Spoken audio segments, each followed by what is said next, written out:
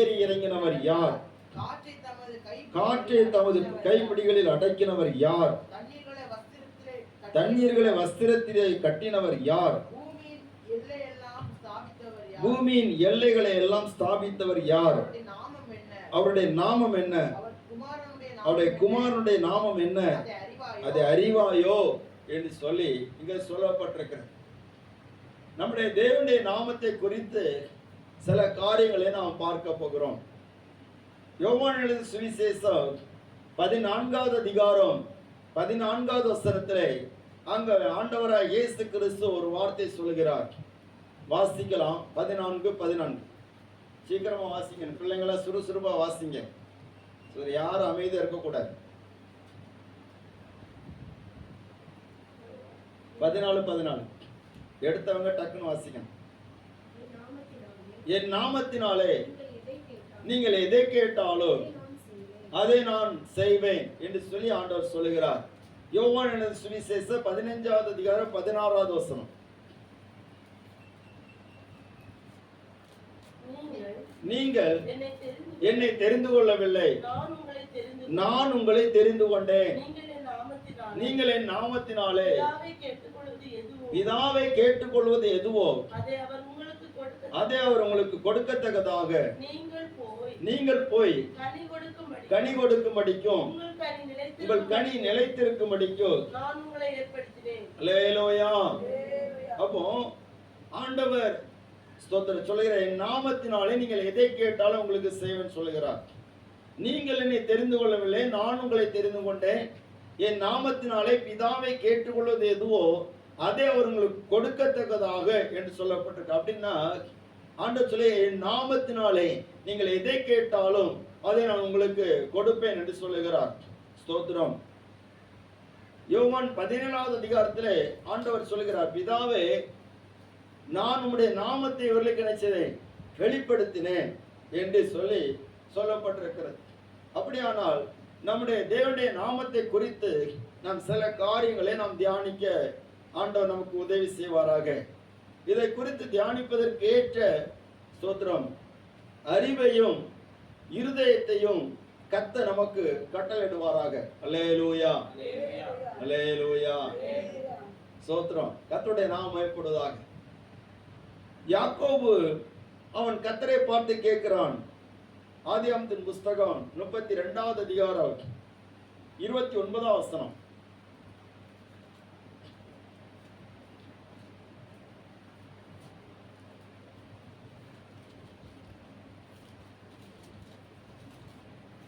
ஆதியாகமம் 32:29.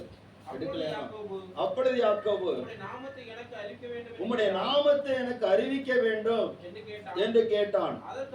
அதற்கு அவர் நீ என் நாமத்தை கேட்பானேன் என்று சொல்லி அங்கே அவனை ஆசீர்வதித்தார். அல்லேலூயா. இவன் என்ன கேட்கிறான்? ஆண்டவரே உம்முடைய நாமம் என்ன? அப்ப ஆண்டவர் அவருடைய நாமத்தை சொன்னாரா சொல்லலையா? எல்லாரும் இங்க தானே இருக்கீங்க, டாக்டர். சொன்னாரா சொல்லலையா? ஏதாவது சொல்லுங்க. ஆமாவா இல்லையா? ஏதாவது சொல்லுங்க. அல்லேலூயா. சொல்லல.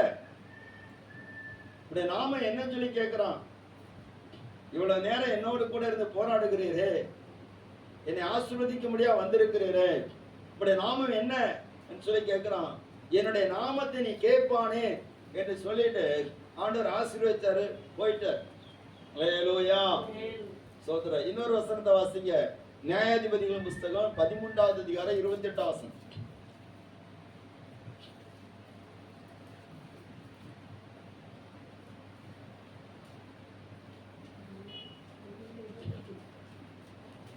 பதிமூணுல 28 இல்லையா? 18 இருக்கும். அதற்கு கர்த்தருடைய தூதனானவர், என் நாமம் என்ன என்று நீ கேட்க வேண்டியது என்ன? என் நாமம் என்னவென்று நீ கேட்க வேண்டியது என்ன? அது அதிசயம் என்றார். அது அதிசயம் என்றார். அல்லேலூயா. ஸ்தோத்திரம். மனோவா சிம்சோனுடைய தகப்பன், அவன் பலி செலுத்துகிறான். சிம்சோன் பிறக்கிற நேரத்தில் அவனுடைய தாயாருக்கு தரிசனமாகி கர்த்தருடைய தூதனானவர் வந்து முதல்ல வந்து பேசுகிறார். இரண்டாவது மனோவாவுடைய ஜெபத்தை கேட்டு மனோவோட்டு வந்து பேசுகிறார். அப்பொழுது மனவா, உமக்கு நான் ஒரு காணிக்கை கொண்டு வருகிறேன்னு சொல்லி காணிக்கை கொண்டு செலுத்துகிறான். அப்பொழுது அவன் கேட்கிறான், உம்முடைய நாமம் என்ன என்று சொல்லி கேட்கும்போது அவர் சொல்லுகிறாரு, என் நாமத்தை நீ கேட்க வேண்டியது என்ன, அது அதிசயம். அல்லேலூயா. அப்ப அதிசயமான நாமத்தை உடையவர், ஆச்சரியமான நாமத்தை உடையவர், எல்லா நாமத்துக்கு மேலான நாமத்தை உடையவர். அல்லேலூயா. ஏன் ஆண்டவர் இந்த இடத்துல எல்லாம் தம்முடைய நாமத்தை சொல்வதற்கு ஸ்தோத்திரம் சொல்லவில்லை என்று சொல்லி நம்ம சில காரியங்களை பார்க்கலாம். அல்லேலூயா. கவனிக்கிறீங்களா? உலகத்தில் உள்ள எல்லா தெய்வங்களுக்கும் ஒவ்வொரு தெய்வங்களுக்கும் ஒவ்வொரு பேர் இருக்கு. ஆனா நம்முடைய தேவனுக்கு ஸ்தோத்திரம் குறிப்பிட்டு சொல்லக்கூடிய அளவுக்கு ஒரு பேரு அவருக்கு கொடுக்கப்படவில்லை. அல்லேலூயா. நல்லா கவனிங்க, நல்லா புரிஞ்சுக்கணும். அதனால தான் அவர் சொல்லுகிறார், யாத்திராமத்துல மோசே ஆண்டவரை பார்த்து கேட்கிறார், உங்கள் பிதாக்களின் தேவன் என்னை சந்தித்தார்ன்னு சொல்லி கேட்கும் போது அவருடைய நாமம் என்னன்னு சொல்லி கேட்டதுன்னு நான் என்ன சொல்லுவேன்? இருக்கிறவராகவே இருக்கிறேன்னு சொல்லி இப்ப சொல்லு. அல்லேலூயா. நம்ம அந்த இடத்துல இருப்போம் சொன்னா இது ஒரு நாமமா, இது ஒரு பேரா? அல்லேலூயா. ஒரு கேள்வி இருக்கு பாத்தீங்களா? ஏதாவது ஒரு பேர் சொல்லலாமே, ஆனா சொல்லல. ஏன் சொன்னா எந்த பேரு அவருக்கு சொன்னாலும் அது ஒண்ணுமே ஈடாகாது. எல்லா நாமத்திற்கும் மேலான நாமம் அவருடைய நாமம். அல்லேலூயா. ஒரு பெரிய அதிகாரி இருக்கிறார், அவர்கிட்ட போய் சாதாரண மனுஷன் போய் நின்னுட்டு உங்க பேர் என்ன சொல்லி கேட்க முடியுமா? கேட்க முடியாது. அப்போ சாதாரணமான மனிதன் அவரிடத்துல போய் உம்முடைய நாமம் என்னன்னு சொல்லி கேட்டதுன்னு அது சொல்லதுக்கு சொல்றான். அவருடைய தம்முடைய நாமத்தை அவனுக்கு சொல்வதற்கு கொஞ்சம் தாமதமாகும். அல்லேலூயா. அப்போ அப்படிப்பட்ட சூழ்நிலை தான் ஆண்டவர் சொல்கிறாரு, என் நாமத்தினாலே நீங்கள் எதை கேட்டாலும் அதை நான் உங்களுக்கு செய்வேன். ஸ்தோத்திரம். பழைய ஏற்பாட்டு நாட்களில தேவனும் ஸ்தோத்திரம் அந்த அளவுக்கு அவரை அவ்வளவு கிட்டி சேர முடியாதபடிக்கு ஜனங்கள் மிகவும் ஒரு இடைவெளி உடையவர்களாகவே காணப்பட்டார்கள். கவனிங்க, நீங்க ஆதியாகமத்துல நீங்க பாப்பீங்கன்னா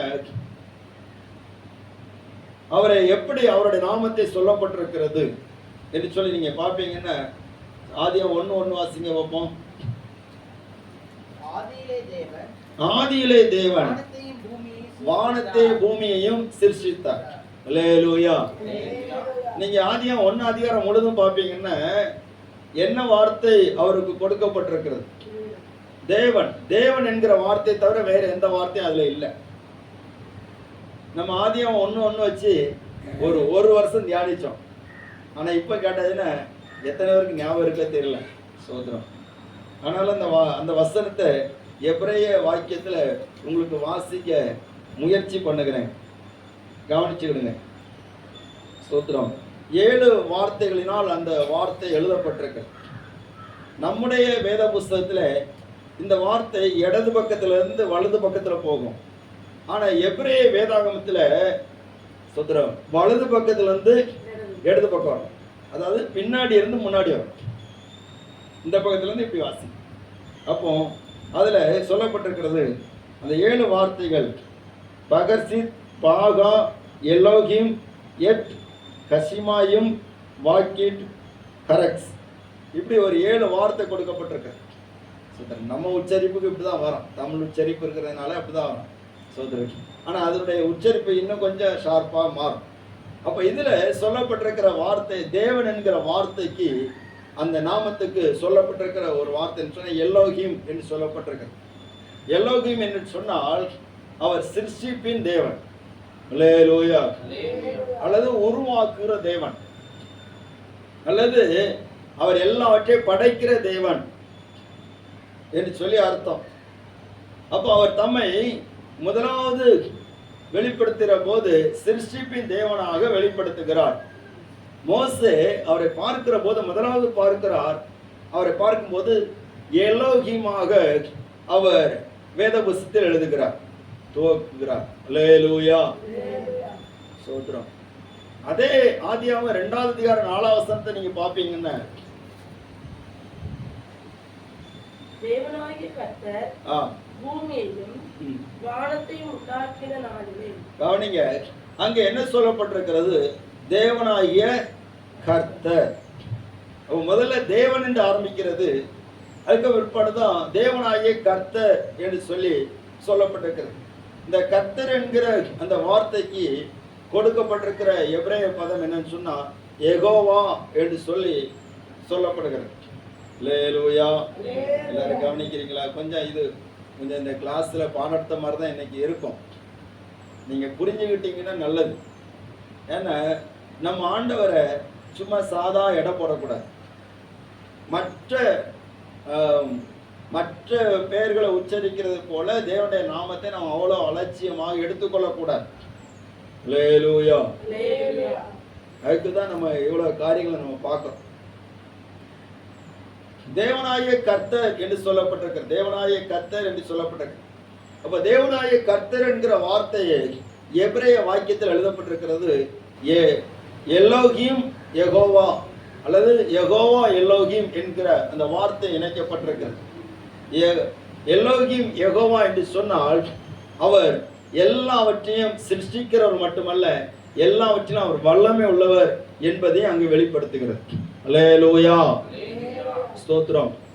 பாருங்க, யூதர்கள் அதிகமாக யெகோவா என்று பயன்படுத்துவதை பார்க்கலாம், யாவே என்றுதான் அதிகமாக தேவனை உச்சரிப்பார், தேவனுடைய நாமத்தை சொல்லுவார்கள்.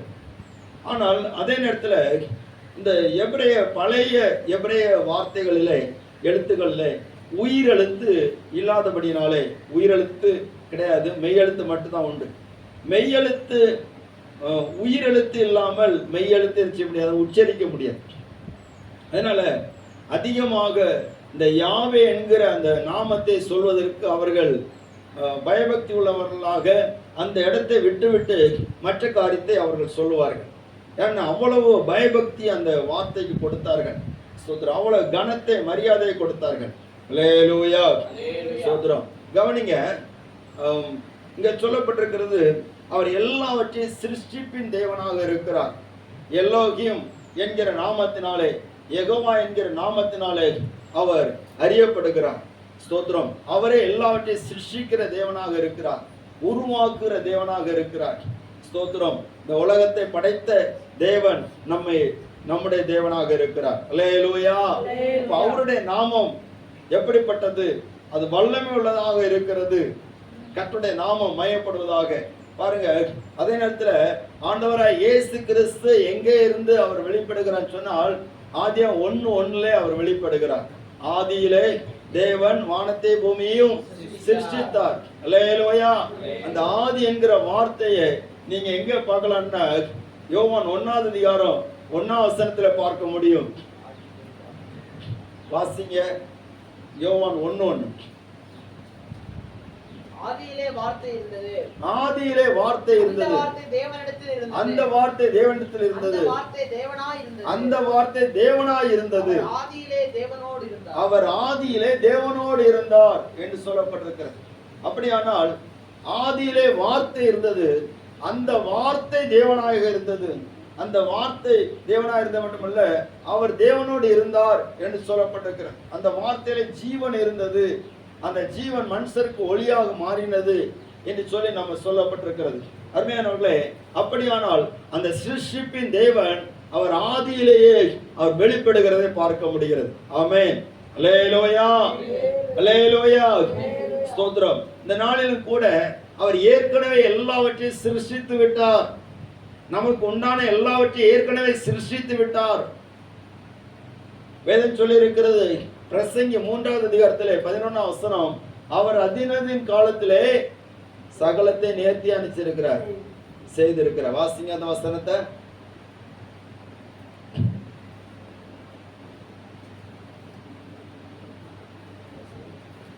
பிரசங்கி 3:11. சகலத்தையும் அதினதின் காலத்திலே அவர் சகலத்தை அதினதின் காலத்திலே நேர்த்தியாக செய்திருக்கிறார். உலகத்தையும் அவர் உள்ளத்திலே வைத்திருக்கிறார். ஆதலால் ஆதி முதல் அந்த மட்டும் செய்து வரும் கிரியைகளை மனுஷன் கண்டுபிடியான். அல்லேலூயா. ஒரு அழைக்கும் அல்லேலூயா. அவர்தான் ஆதியா இருக்கிற தேவன். அவர்தான் எல்லாவற்றையும் சிருஷ்டித்திருக்கிற தேவன். அவர்தான் சகலத்தை நேர்த்தியா செய்திருக்கிற தேவன். ஸ்தோத்திரம். கர்த்தருடைய நாமம் மகிமைப்படுவதாக. பாருங்க, இன்னைக்கு நம்ம அநேக காரியத்துல குறைவுபட்டு நிற்கிறோம், தேவைகளோடு இருக்கிறோம்.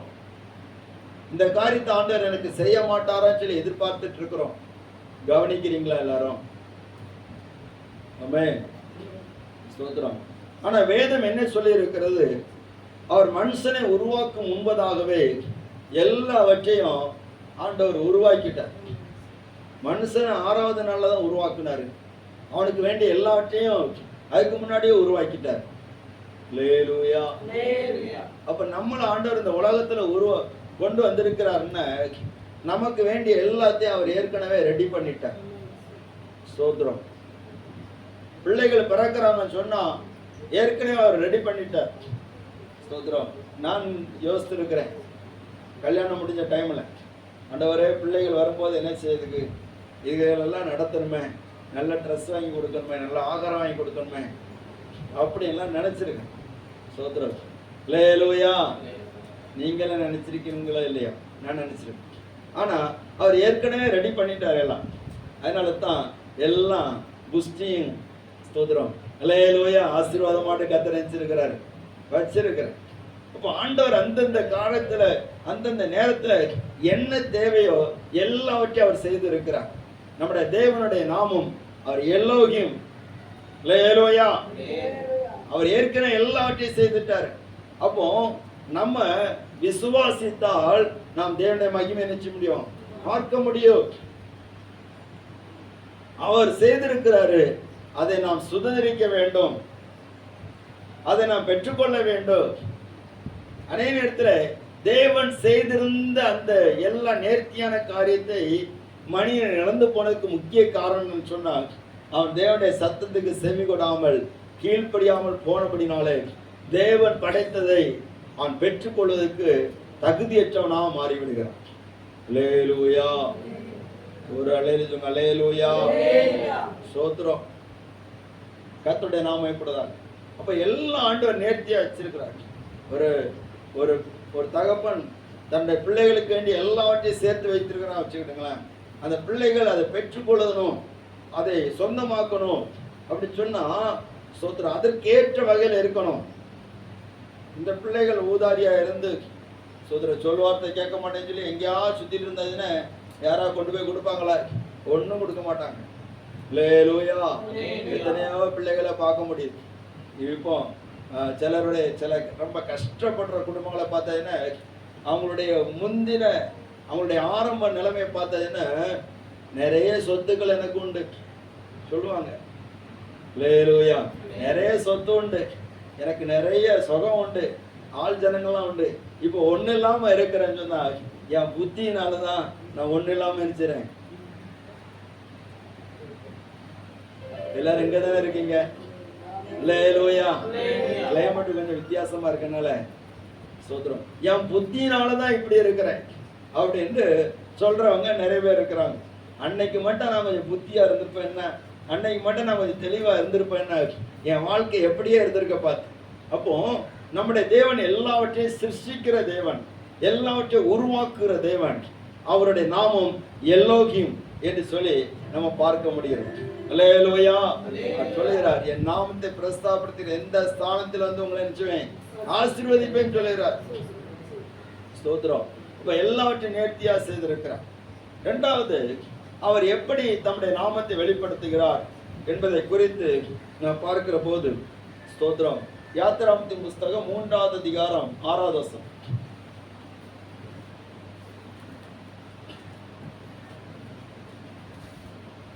பின்னும் அவர் பின்னும் அவர் நான் ஆபிரகாமின் தேவனும் நான் ஆபிரகாமின் தேவனும் ஈசாக்கின் தேவனும் ஈசாக்கின் தேவனும் யாக்கோபின் தேவனுமாகிய உங்கள் பிதாக்களுடைய தேவனாய் இருக்கிறேன் யாக்கோபின் தேவனுமாகிய உங்கள் பிதாக்களின் தேவனுமாய் இருக்கிறேன் என்றார். மோசே தேவனை பார்க்க பயந்ததினால் தன் முகத்தை மூடிக்கொண்டார். அல்லேலூயா.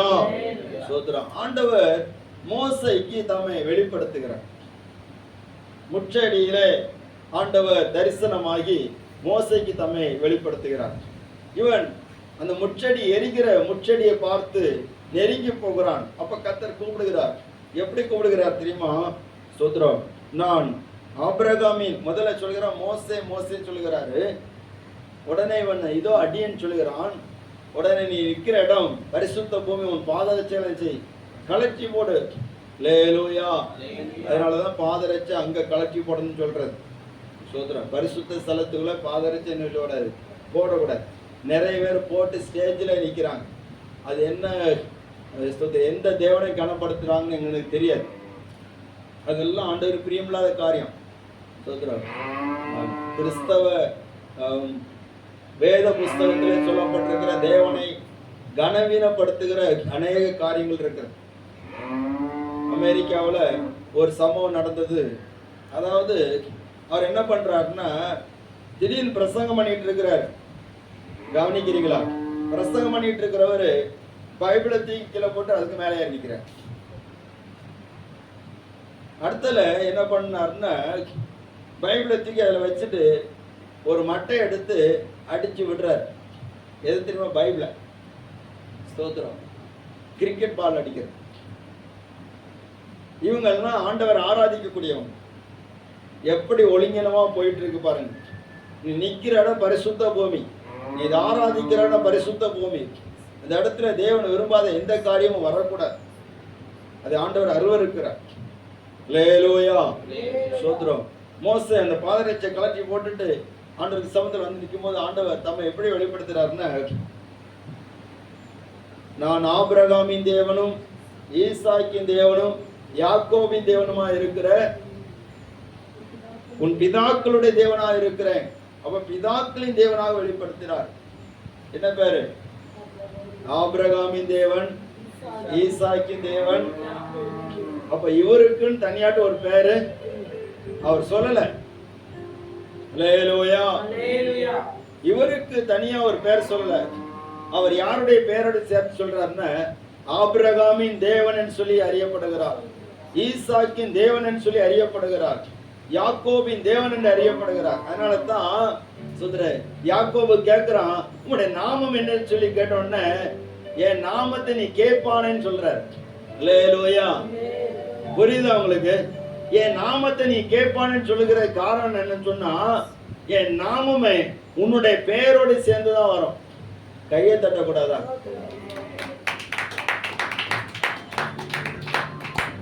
அல்லேலூயா. இப்ப எதுக்கு கை தட்டினீங்க சொல்லுங்க பாப்போம். கையை தட்ட சொன்னீங்க, தட்டணும். அதனால அப்படி இல்லை. ஸ்தோத்திரம்.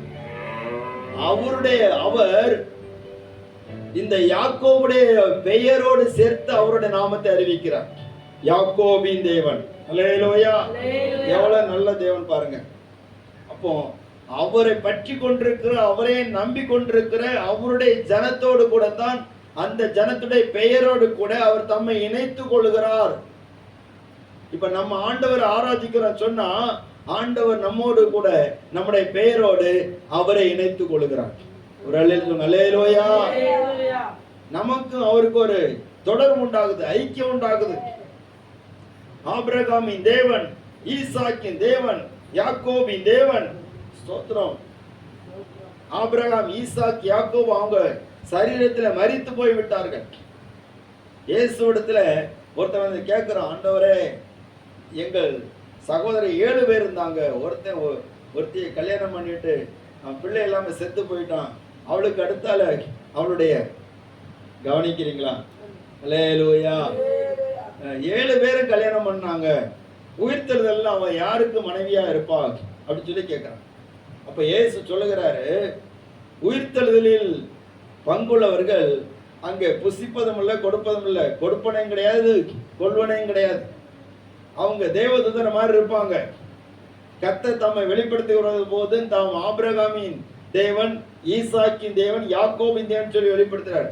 வசனத்தை எடுத்தவங்க உடனே வாசிக்கணும். அப்போ அவர் ஏன் அப்படி சொல்றாருன்னா, தேவன் மரித்தோரின் தேவனாயிராமல் ஜீவனுள்ளவருடைய தேவனாய் இருக்கிறார். அல்லேலூயா, அல்லேலூயா. ஜீவனுள்ளவரின் தேவனாக இருக்கிறார். அந்த பிதாக்கள் எப்படி கர்த்தரை சேவித்து அவர் தம்முடைய தேவன் என்று சொல்வதற்கு அவரை பாத்திரராக கண்டு கொண்டார்களோ, அதே போல நம்முடைய வாழ்க்கையும் ஸ்தோத்திரம் அவருக்கு ஏற்ற ஒரு விசுவாச வாழ்க்கை வாழ்வோமானால் நம்முடைய பெயரோடு அவர் தம்மை இணைத்துக் கொள்வார். ஆமென். அல்லேலூயா, அல்லேலூயா. ஸ்தோத்திரம். தாவீதின் தேவன் என்று சொல்லப்பட்டிருக்கிறது, எலியாவின் தேவன் என்று சொல்லப்பட்டிருக்கிறது. எலியாவின் தேவன் சொல்லப்பட்டிருக்குதா இல்லையா? எலியாவின் தேவன் எங்கே? ஸ்தோத்திரம். தானியேலை குறித்து சொல்லப்பட்டது, தானியேலின் தேவன், தானியேலின் தேவனே தேவன். அல்லேலூயா. இப்போ அவர் யாரு அவரை உண்மையா சேவிக்கிறாங்களோ, யார் அவரை உண்மையா பற்றி கொள்றாங்களோ, விசுவாசிக்கிறாங்களோ, அவர்களோடு தம்மை இணைத்துக் கொள்கிறார். அப்படித்தான் பழைய ஏற்பாட்டில் அவர் தம்மை வெளிப்படுத்தினார். ஏன் சொன்னா, அவர்தான் தேவன், வேற ஒருத்தனும் கிடையாது. அல்லேலூயா. அவர்தான் தேவன், வேற ஒருத்தனும் கிடையாது. வேற தெய்வங்கள் இருக்குன்னு சொன்னா அவருக்கு தனியா ஒரு பேர் இருக்கலாம், ஆனா வேற ஒண்ணும் கிடையாது. அவர் அனாதையா என்னைக்கு இருக்கிறார். அதனால தான் அவர் ஆபிரகாமோடு தம்மை இணைத்துக் கொள்கிறார், ஈசாக்கோடு தம்மை இணைத்துக் கொள்கிறார், ஸ்தோத்திரம், யாக்கோவோடு தம்மை இணைத்துக் கொள்கிறார். அல்லேலூயா, ஸ்தோத்திரம். பாருங்க, நீங்க பாத்தீங்கன்னா ஆதியாகமம் 12 அதிகாரம் 1 வசனத்துல நீங்க பாப்பீங்கன்னா, ஸ்தோத்திரம், ஆபிரகாம்கிட்ட என்ன சொல்கிறார்? கர்த்தர் ஆபிரகாமை நோக்கி, நீ உன் தேசத்தையும் தகப்பனுடைய வீட்டையும் விட்டு புறப்பட்டு நான் உனக்கு காண்பிக்கும் தேசத்துக்கு போ. அல்லேலூயா. கர்த்தர் ஆபிரகாமை நோக்கி என்று சொல்லப்பட்டிருக்கிறது. ஸ்தோத்திரம். இதுல யெகோவா என்கிற பெயர் தான் அங்கு குறிக்கப்பட்டிருக்கிறது. கவனிங்க. ஆனால் இந்த ஆபிரகாமை தாண்டி வருகிற போது ஈசாக்கு ஆண்டு சொல்கிறார், உன் பிதாவின் தேவன், ஆபிரகாமின் தேவன் என்று சொல்கிறார். யாக்கோபிட்ட வரும்போது சொல்கிறார், உன் பிதாக்களுடைய தேவன் என்று சொல்கிறார். நான் ஆபிரகாமின் தேவனும் ஈசாக்கின் தேவனுமாகிய கர்த்தர் என்று சொல்கிறார். அல்லேலூயா, ஸ்தோத்திரம். யாக்கோபிட்ட வர சமயம் அவர் சொல்ல மாட்டேங்கிறார், என் நாமத்தை நீ கேட்பானே. அப்போ மோசேட்ட வரும்போது சொல்றாரு, நான் ஆபிரகாமின் தேவன், ஈசாக்கின் தேவன், யாக்கோபின் தேவன். அல்லேலூயா. அப்ப அவரை சேவித்த அந்த முற்பிதாக்களுடைய தேவனாக அவர் அறியப்படுகிறதை நான் பார்க்க முடிகிறது. யாத்ராகமம் 6வது அதிகாரம் 3வது வசனத்தை வாசிங்க.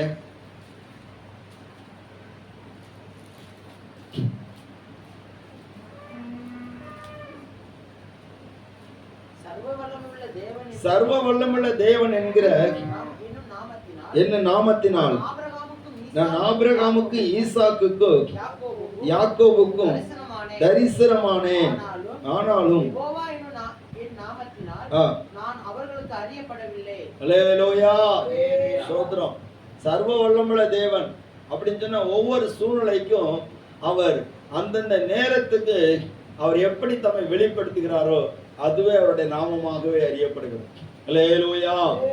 ஆபிரகாம் கை காலம் தளர்ந்து வாக்குத்தத்தெல்லாம் அவர் மறந்து போகிற சூழ்நிலை வரும்போது கர்த்தர் ஆபிரகாம் தரிசனமா சொல்ற, நான் சர்வ வல்லமுள்ள தேவன் சொல்கிறார். அதே ஈசாக்குக்கும் சொல்லுகிறார், யாக்கோபுக்கும் அதான் சொல்ல, நான் சர்வ வல்லமுள்ள தேவன் சொல்லுகிறார். அப்போ மோசேட்ட வரும்போது அதை சொல்றாரு, நான் சர்வ வல்லமுள்ள தேவன் என்கிற நாமத்தினால் நான் அறியப்பட்டேன். அப்போ முதலாவது கவனிங்க, ஸ்தோத்திரம், அவர் சிருஷ்டிப்பின் தேவனாக இருக்கிறார். இரண்டாவது, அவர் முற்பிதாக்களுக்கு எப்படி அறியப்பட்டார்னா சர்வ வல்லமுள்ள தேவனாக அறியப்பட்டிருக்கிறார். அல்லேலூயா. சர்வ வல்லமுள்ள தேவன், அந்த சர்வ வல்லமுள்ள தேவன் அன்னைக்கு எப்படி கிரியை செய்தார் அதே போலதான் இன்னைக்கு கிரியை செய்கிறார். அவருடைய வல்லமைக்கு முன்பாக வேற எந்த வல்லமை கிடையாது. ஏன் ஆண்டவர் இதை சொல்லுகிறார் சொன்ன, மோசேட்ட சொல்றாருன்னா, எகிப்தியர்கள் நினைத்துட்டு இருக்கிறாங்க நாங்க தான் வல்லமை உள்ளவங்கன்னு சொல்லி. அல்லேலூயா. நாங்க தான் வல்லமை உள்ளவங்க, நாங்க தான் பராக்கிரமம் செய்வோம், நாங்க தான் யுத்தத்தில் வல்லவங்க சொல்லிட்டு இருக்கிறாங்க. ஆனா சோத்திரம், சர்வ வல்லமுள்ள தேவன் அந்த ஜனத்தை அந்த எகிப்திலிருந்து விடுதலை ஆக்குவதற்கு வல்லமை உள்ளவராக இருந்தார். அதைத்தான் நாங்க சொல்லுகிறோம். அல்லேலூயா, சோத்திரம். 3வது யாத்ரா 3வது அதிகாரம்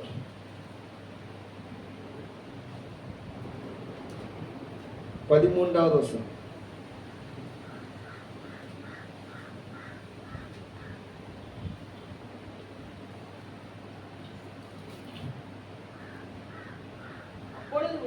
அப்பொழுது மோசே தேவனை நோக்கி, நான் இஸ்ரவேல் புத்திரரிடத்தில் போய் உங்கள் பிதாக்களுடைய தேவன்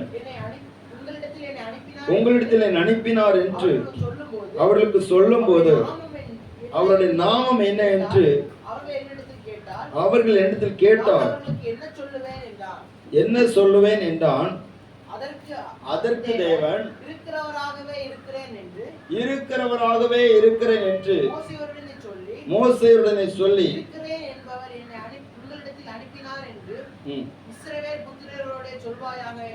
அல்லேலூயா. இப்ப மோசே கேட்கிறாரு, ஆண்டவரே பிதாக்களுடைய தேவன் சொல்லி நீ சொல்றீரே, அப்படின்னு அவருடைய நாமம் என்னன்னு சொல்லி கேட்பாங்களே. ஸ்தோத்திரம். குழப்பமா இருக்குல்ல? அவருடைய நாமம் என்ன? ஏன் மோசேக்கு ஆண்டவருக்கு நாமம் தெரியாதா? உண்மையிலே தெரியல. அவருடைய நாமம் என்ன? ஆபிரகாமின் தேவன், ஈசாக்கின் தேவன், யாக்கோபின் தேவன் சொல்லி சொல்லுது அப்படின்னு சொல்லி அவருடைய நாமம் சொல்லி கேட்டதுன்னு ஆண்டு சொல்றாரு, இருக்கிறவராகவே இருக்கிறேன், இருக்கிறவராக இருக்கிறேன்னு சொன்ன அயம். ஸ்தோத்திரம். அயம் என்கிற வார்த்தை தான் அங்க சொல்லப்பட்டிருக்கு. அப்படின்னா நான் தான். கவனிக்கிறீங்களா? அல்லேலூயா, ஸ்தோத்திரம். நான் தான், வேற ஒருத்தரும் கிடையாது. இருக்கிறேன் என்பவர் என்னை உன்னிடத்தில் அனுப்பினார் சொல்லி சொல்லு அப்படின்னா கவனிங்க. அவர் அந்த இடத்துல அவர் தான் தேவன் என்பதை வெளிப்படுத்துகிறார். அல்லேலூயா, அல்லேலூயா. கவனிக்கிறீங்களா? ஆமென், ஸ்தோத்திரம். அவர் தான் நிரந்தரமானவர். அவர் தான் நித்திய பிதா. அவர் தான் யாரு? நித்திய பிதா. அவரை தவிர வேறொருவரும் இல்லை என்பதுதான் சொல்லப்பட்டிருக்கிறது. இந்த மோசே அவரு சொல்றாரு, ஆண்டவரே நான் திக்குவாயும் மந்த நாமம் உள்ளவன் என்று சொல்லுகிறார். காரணம் என்ன தெரியுமா? வேத புஸ்தகத்தை நீங்க பாப்பீங்கன்னா அப்போஸ்தலர் நடவடிக்கைகளின் புஸ்தகம் 7வது அதிகாரம்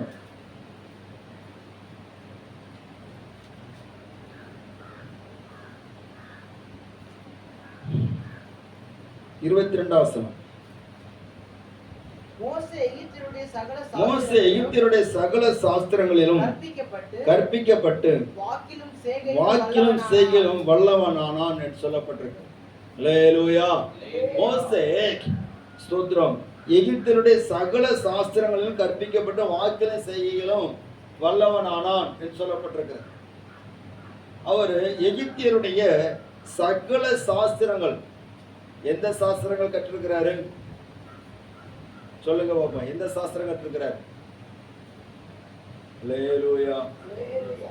எல்லாரும் கொஞ்சம் உற்சாகமா இருக்கலாம். இன்னைக்கு உள்ள சப்ஜெக்ட் கொஞ்சம் கஷ்டமா தான் இருக்கும்.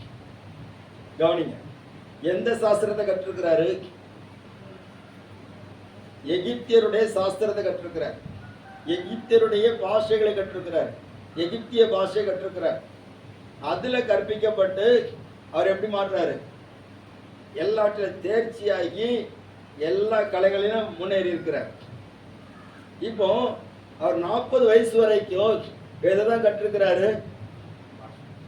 எகிப்திய பாஷையை தான் கற்றிருக்கிறார்.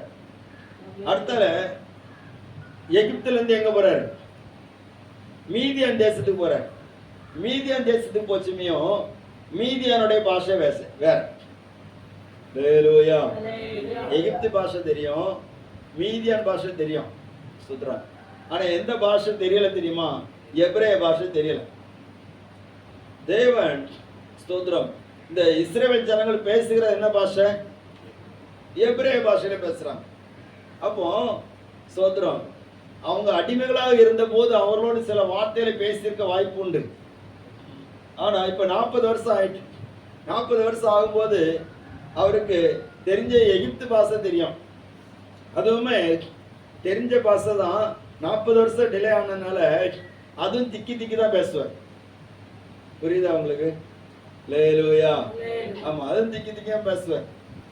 எங்க அண்ணனுக்கு கல்யாணம் முடிஞ்ச சமயத்துல ஒரு 4 நாள் கேரளத்துல போய் நின்னேன்.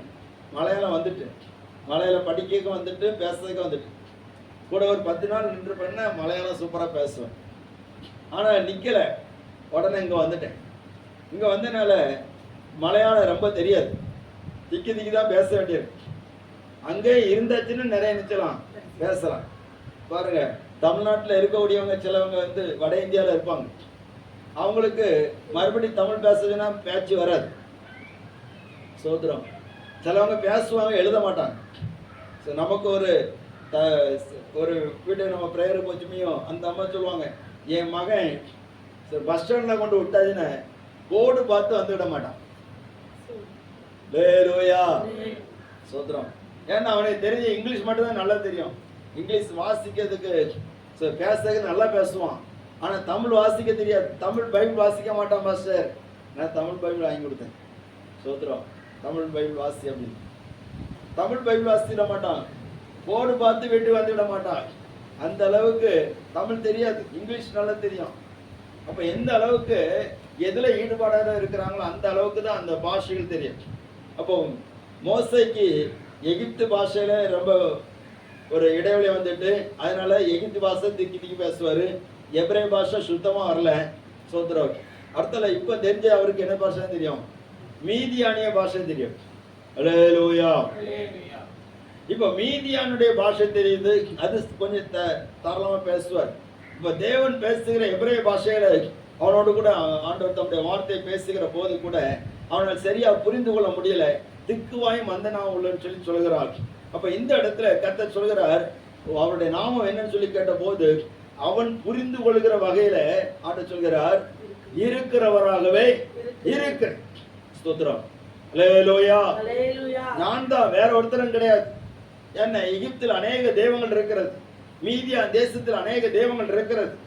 அப்ப எத்தனை தெய்வங்கள் இருந்தாலும் சரி, நான் தான். ஸ்தோத்திரம். நான் தான் தேவன்.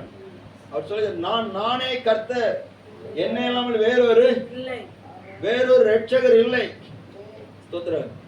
அதனால எந்த விக்கிரகத்துக்கு முன்னாடியோ எந்த ஒரு மனிதனையோ நம் தெய்வமாக்குவதற்கு நம்முடைய தேவன் இடம் கொடுக்க மாட்டார். அல்லேலூயா. ஸ்தோத்திரம். அது அவர் வெறுக்கிற காரியம்.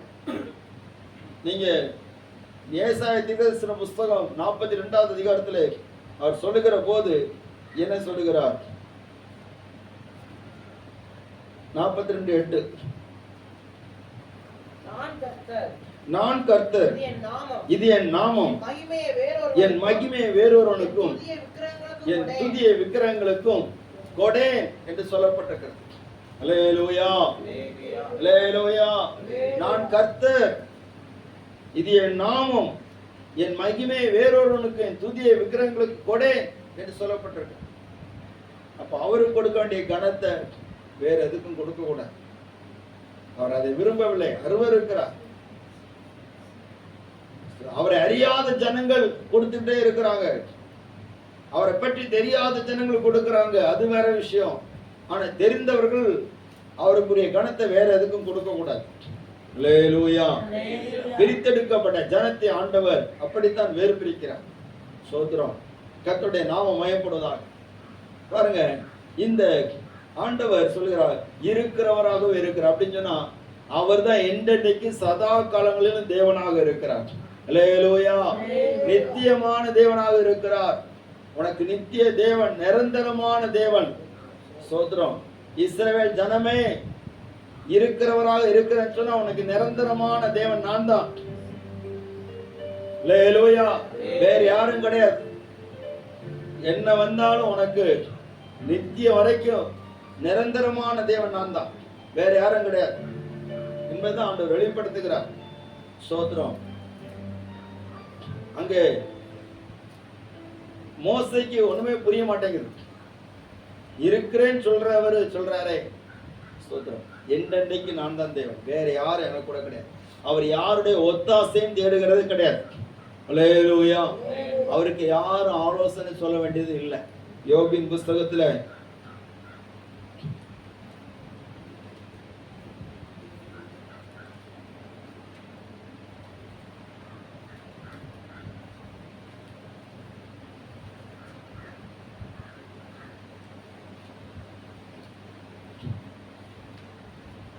யோபு 22வது அதிகாரம்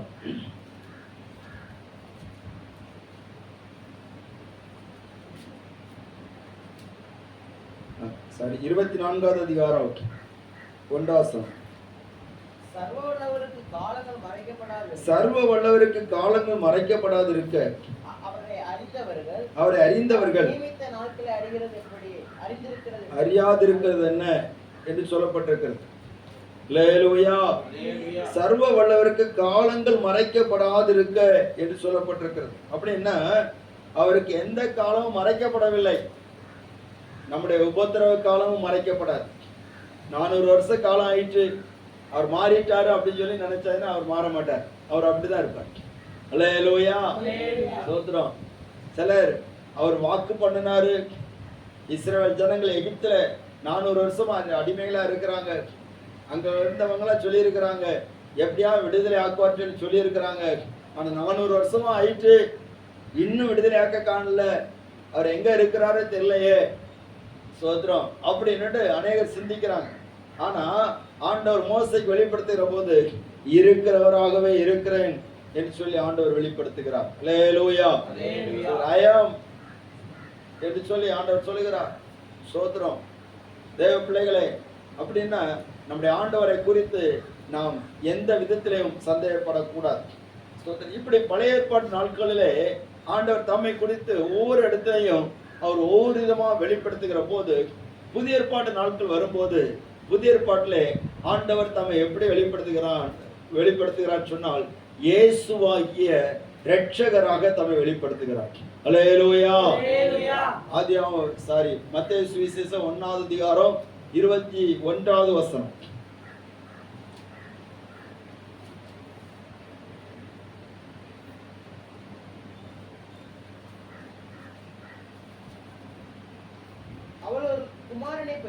பெறுவாள். அவருக்கு இயேசு என்று பெயரிடுவாயாக, ஏனெனில் அல்லேலூயா. ஸ்தோத்திரம். இந்த ஒரு நாமம் இயேசு என்கிற நாமம் வருகிற வரைக்கும் அவர் பழைய ஏற்பாட்டுல ஒவ்வொரு தேவ பிள்ளைகளுக்கும் ஸ்தோத்திரம் அவர் ஒவ்வொரு விதத்துல வெளிப்படுகிறதை பார்க்க முடிகிறது. அல்லேலூயா. புதிய ஏற்பாட்டுல தான் அவருடைய நாமம் பூர்ணமாக அறிவிக்கப்படுகிறது. ஸ்தோத்திரம். இயேசு என்கிற நாமத்தினால் அறிவிக்கப்படுகிறது. அதனால தான் இயேசு சொல்கிறார், என் நாமத்தினாலே நீங்கள் எதை கேட்டாலும் உங்களுக்கு நினைச்சுவேன் செய்வேன். அப்போ பழைய ஏற்பாட்டு மக்களை விட புதிய ஏற்பாட்டு மக்கள் ரொம்ப பாக்கியவான்கள். அல்லேலூயா. ஆமென். ஸ்தோத்திரம். புறஜாதிகள் அவரிடத்தில் நினைச்சுவார்கள், நம்பிக்கை வைப்பார்கள் என்று சொல்லப்பட்டிருக்கிறது. ஸ்தோத்திரம். இந்த இயேசு என்கிற நாமத்தினால தான் பூலோகத்தர் எல்லாரும் ரட்சிக்கப்படுறாங்க. ஆனா பழைய ஏற்பாட்டில் அப்படி இல்லை. அவர் இஸ்ரவேல் ஜனங்களுக்கு மட்டும்தான் வெளிப்பட்டார், பிரித்தெடுக்கப்பட்டவங்களுக்கு மட்டும்தான் வெளிப்பட்டார். அல்லேலூயா. ஆனா புதிய ஏற்பாட்டில் அப்படி இல்லை. ஸ்தோத்திரம். ஆண்டவர் சொல்கிறார், தேவனை எங்கும் தொழுது கொள்கிற நாட்கள் வரும், அது இப்பொழுதே வந்திருக்கிறது. எப்பொழுது வந்ததுன்னா, இயேசு இந்த உலகத்துல எப்ப வெளிப்பட்டாரோ அப்பொழுதே ஜீவனுள்ள தேவனை சிருஷ்டி கர்த்தராகிய எலோகிமை ஸ்தோத்திரம் இருக்கிறவராகவே இருக்கிறேன்னு சொன்ன அந்த தேவனை ஸ்தோத்திரம். ஆமென். முற்பிதாக்களின் தேவனாகிய சர்வ வல்லமுள்ள தேவனை இயேசு என்கிற நாமத்தினால் நாம் ஆராதிக்கும்படியான ஒரு வாய்ப்பு எப்பொழுது வருகிறேன்னு சொன்னால், இயேசு எப்பொழுது இந்த உலகத்தில் பிறந்தாரோ அப்பொழுது வெளிப்படுகிறது. அல்லேலூயா. ஸ்தோத்திரம். தேவனை தொழுது கொள்கிறவர்கள் அவரை எப்படி தொழுது கொள்ளணும்? ஆவியோடும் உண்மையோடு தொழுது கொள்ளணும். இந்த தேவனுடைய நாமத்தை அறியாமல் புரியாமல் எத்தனையோ நாட்களை நாம் வீணாக்கி விட்டோம். எத்தனை ஜனங்கள் வீணாக போய் கொண்டிருக்கிறார்கள். ஸ்தோத்திரம். கவனிங்க, எல்லாரும் கவனிக்கிறீங்களா? அப்போஸ்தலர் நடபடிகளின் புஸ்தகம் 5வது அதிகாரத்துல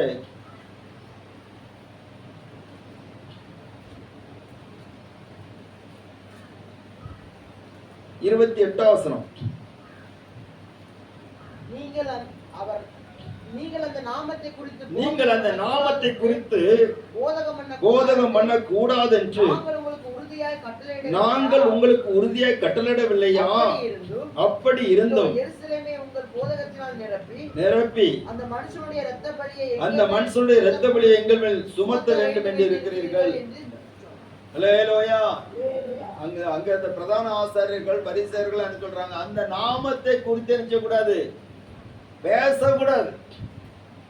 எந்த நாமத்தை குறித்துனாலும் பேசு, இயேசுவின் நாமத்தை குறித்து பேசாது. அல்லேலூயா. நம்ம எல்லாம் பேசுவோம், ஊரு கதை, உலக கதை, வந்த கதை, போன கதை, வெந்த கதை, வேகாத கதை, எல்லா கதையும் பேசுவோம். ஆனா இயேசுவின் நாமத்தை குறித்து பேசுறோமா? அதை மட்டும் அமைக்கிறோம்.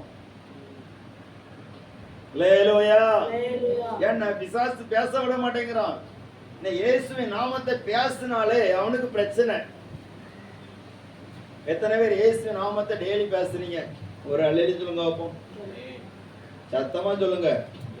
அல்லேலூயா. இயேசுவின் நாமத்தை துதிக்கிறவங்க ஒரு அல்லேலூயா பாப்போம். அல்லேலூயா. கர்த்தர் உங்களை ஆசீர்வதிப்பார். இயேசுவின் நாமத்தை துதிக்கணும், இயேசுவின் நாமத்தை விசுவாசிக்கணும், இயேசுவின் நாமத்தை பேசணும்.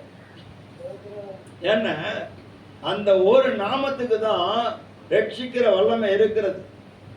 இயேசு கிறிஸ்துவின் அவருடைய நாமமே இல்லாமல் ரட்சிக்கப்படுவதற்கு வேறொரு நாமம் கட்டளையிடப்படவில்லை என்று சொல்லப்பட்டிருக்கிறது. பேதுரும் யோவானும் அந்த தேவாலய வாசல்ல உட்கார்ந்த பிச்சைக்காரன் முடவனை தூக்கி விட்டுட்டாங்க. அப்ப எல்லாரும் வந்து கேட்கறாங்க, இவன் எப்படி இப்படி எழுப்பி நிற்கிறான் அப்படின்னு. அப்ப அவங்க சொல்றாங்க, எங்க பக்தியினாலேயோ சுய சக்தியினாலேயோ பக்தியினாலே ஒன்றும் இல்லை, நீங்கள் சோதரன் நசரேயனாகிய இயேசுவை நீங்கள் ஆணி அடித்து கொலை செய்தீர்கள். அந்த இயேசு கிறிஸ்துவின் நாமத்தினாலே இவன் என்ன செய்திருக்கிறான்? எழுப்பி நிற்கிறான். அல்லேலூயா. அல்லேலூயா. மரணத்தையும் பாதாளத்தையும் ஜெயித்த இயேசு கிறிஸ்துவின் நாமத்தினாலே இந்த மனுஷன் எழுப்பி நிற்கிறான். சோதரம். பழைய ஏற்பாட்டு நாட்களிலே ஆண்டவர் ஒவ்வொரு விதத்தில் அறியப்பட்டிருந்தார், அவருடைய நாமத்தை ஒவ்வொரு விதத்தில் அறிந்திருந்தார்கள். ஆனால் இயேசுவின் நாமம் எல்லா நாமத்தையும் சேர்த்து எல்லா நாமத்துக்குரிய வல்லமையும் சோதர கிரியைகளை நடப்பிக்கிற இயேசுவின் நாமத்தை ஆண்டவர் வெளிப்படுத்துகிற போது சோதரம் அங்கே ஆச்சரியமான காரியங்கள் நடக்கிறது. அல்லேலூயா. அதனால தான் நம்ம ஜெபங்கள் எல்லாம் எப்படி பண்றோம்? இயேசுவின் நாமத்தில் ஜெபிக்கிறோம். நல்ல பிதாவே, ஆமென் போடுறோமா? அல்லேலூயா. சீக்கிரமா சொல்லுங்க, இயேசுவின் நாமத்தினாலே சொல்லுங்க. அல்லேலூயா. இயேசுவின் நாமத்தை சொல்லியாச்சுன்னா பாதாளம் நடுங்குது, பிசாசு நடுங்குது. சோத்திரம். இயேசுவின் நாமத்தை சொல்லியாச்சுன்னா வியாதிகள் குணமாகுது. ஆனா துணிகரமா சொல்லக்கூடாது. ஒருத்தர் என்ன பண்ணான்னா, 7 பேர் பிரதான ஆசாரியருடைய குமாரர்கள் 7 பேர் அவங்க என்ன பண்ணாங்க? அப்போஸ்தலர் 19வது அதிகாரத்தில் இருக்குது. பவுல் பிரசங்கிக்கிற அந்த வசனத்தை வாசிங்க பார்ப்போம்.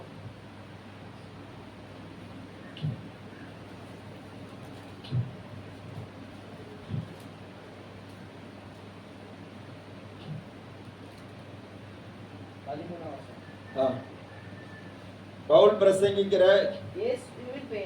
இயேசுவின் பெயரில் ஆணையிட்டு உங்களுக்கு சொல்லுகிறோம். ஸ்கேவாவுடைய குமாரர்கள் 7 பேர் இப்படி செய்தாங்க. அப்ப அந்த பிசாசு இப்படித்தான் சொல்றான், இயேசுவையும் தெரியும், பவுலையும் தெரியும், நீங்க யார்? அல்லேலூயா. ஒரு அல்லேலூயா சொல்லுங்க வைப்போம். பவுலையும் தெரியும், இயேசுவையும் தெரியும், நீங்க யாரு அப்படின்னா என்ன அர்த்தம்? பவுல் தெரியும், பவுல் பிரசங்கிக்கிற இயேசுவையும் தெரியும், அவருடைய நாமம் என்னன்னு தெரியும். ஆனா நீங்க யாரு? அவருடைய நாமத்தை சொல்றதுக்கு நீங்க யார்? அல்லேலூயா. சோத்ரம். துன்மார்க்கன் இயேசுவின் நாமத்தை சொல்ல முடியாது. ஆண்டவருக்கு அவனுக்கு சத்திய சம்பந்தம் இல்லாதவன் இயேசுவின் நாமத்தை சொல்லி அதிகாரம் செலுத்த முடியாது. பரியாசம் பண்ணுவான், சொல்ல துணிவான், ஆனா வெக்கப்பட்டுருவான். ஆனா நம்ம சொன்ன அதுக்கு ஒரு எஃபெக்ட் இருக்குது. அல்லேலூயா. அதுக்கு ஒரு பவர் இருக்குது. அவருடைய இரத்தத்தினால் மீட்கப்பட்டவங்க அந்த நாமத்தை உரிமையோடு சொல்வதற்கு ஆண்டவர் அதிகாரம் கொடுத்திருக்கிறார். அல்லேலூயா. இந்த அதிகாரம் எத்தனை பேருக்கு இருக்குது? இந்த அதிகாரத்தை நீங்க உணர்ந்திருப்பீங்கன்னா அவர் சொன்ன காரியத்தை நீங்க அப்படியே விட மாட்டீங்க. அவர் சொல்ல என் நாமத்தினால நீங்க பிசாசுகளை துரத்துவீர்கள் சொன்னாரா இல்லையா? சொன்னார். சோத்திரம். இயேசுவின் நாமத்தினால தான் நமக்கு நித்திய ஜீவனை கிடைக்க போகுது. அல்லேலூயா. ஏனென்று சொன்னால் ஏசாயா தீர்க்கதரிசன புஸ்தகம் 9வது அதிகாரம் 6வது வசனம் சொல்லப்பட்டிருக்கிறது. இன்னொருத்தர் வாசிங்க யோவான் 3வது அதிகாரம் 16வது வசனம். சீக்கிரமா வாசிங்க. யோவான் அப்புறம்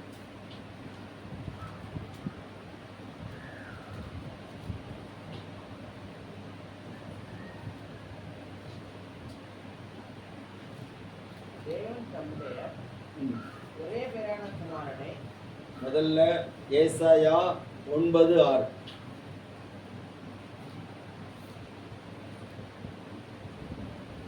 நமக்கு ஒரு பாலகன், வாசிங்க சீக்கிரமா வாசிங்க, டைம் ஆயிடுச்சு.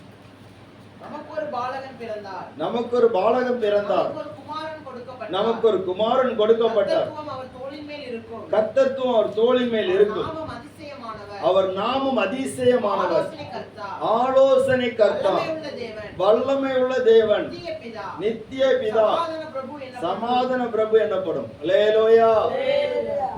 அப்போ நம்ம ஏற்கனவே தியானித்த அவருடைய நாமங்கள் எல்லாமே இதுல எல்லாமே அடங்கி வருகிறது.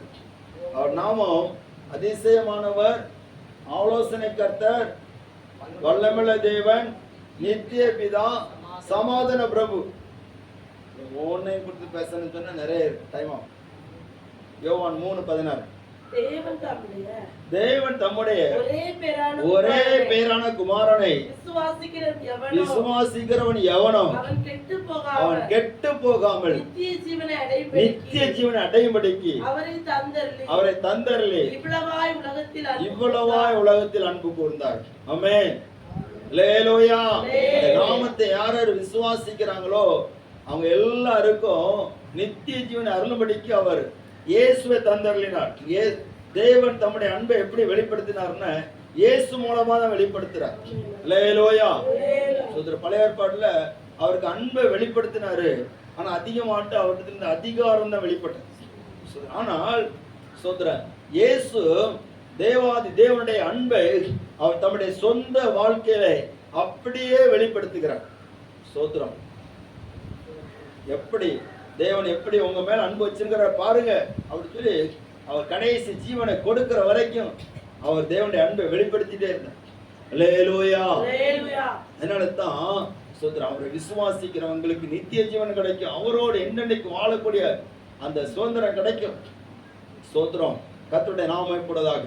நித்திய ஜீவன் எல்லாமே இயேசுவுக்குள்ளதான் இருக்குது.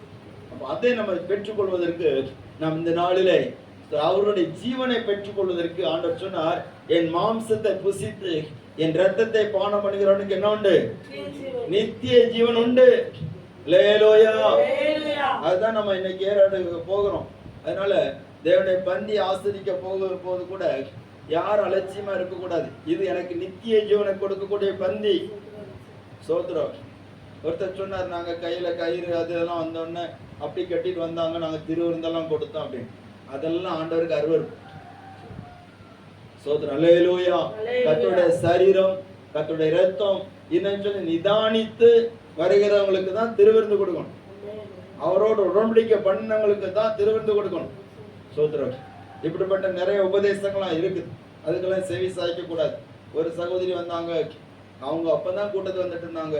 திருவிருந்து டைம்ல சோத்திரம் சோத்திரம் உங்களுக்கு அடுத்த தடவை தரலாம், நீங்க இன்னும் கொஞ்சம் பலப்படுங்க அப்படின்னு சொல்லி சொன்னேன். அதுல இருந்து கூட்டத்துக்கு வரல. சோத்திரம். ஏன்னா நாங்க எங்க சர்ச்சில் எல்லாம் நாங்க எடுப்போம், உங்க சர்ச்சில் நீங்க எடுத்துடுங்க, நாங்க தரமாட்டோம். அல்லேலூயா.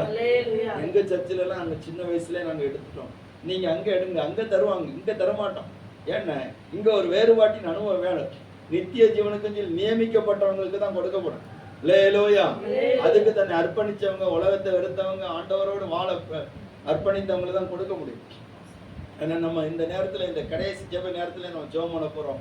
நம்ம ஆண்டவரை ஆயத்தப்படுத்தணும். சரி, எல்லாரும் ஜெபிப்போமா? முழங்கால் போட்டு ஆமென். ஸ்தோத்திரம். ஹalleluya. ஹalleluya. அவர் சிருஷ்டிகர்த்தராக இருக்கிறார். முற்பிதாக்களின் தேவனாக, சர்வ வல்லமையுள்ள தேவனாக இருக்கிறார். ஸ்தோத்திரம். மோசேக்கு இருக்கிறவராக இருக்கிறேன் என்கிற நாமத்தினால் வெளிப்பட்டார். புதிய ஏற்பாட்டிலே அவர் ஸ்தோத்திரம் சிருஷ்டிகர்த்தராக மட்டுமல்ல, சர்வ வல்லமையுள்ள தேவனாக மட்டுமல்ல, இருக்கிறவர் மட்டுமல்ல, அவர் இயேசு என்கிற இரட்சகருடைய நாமத்தினாலே அவர் தம்மை வெளிப்படுத்தினார். ஸ்தோத்திரம். Thank you Jesus. Hallelujah. Hallelujah. Hallelujah. Hallelujah. அவருடைய நாமத்தை தொழுது கொள்கிறவன் எவனும் ரட்சிக்கப்படுவான்.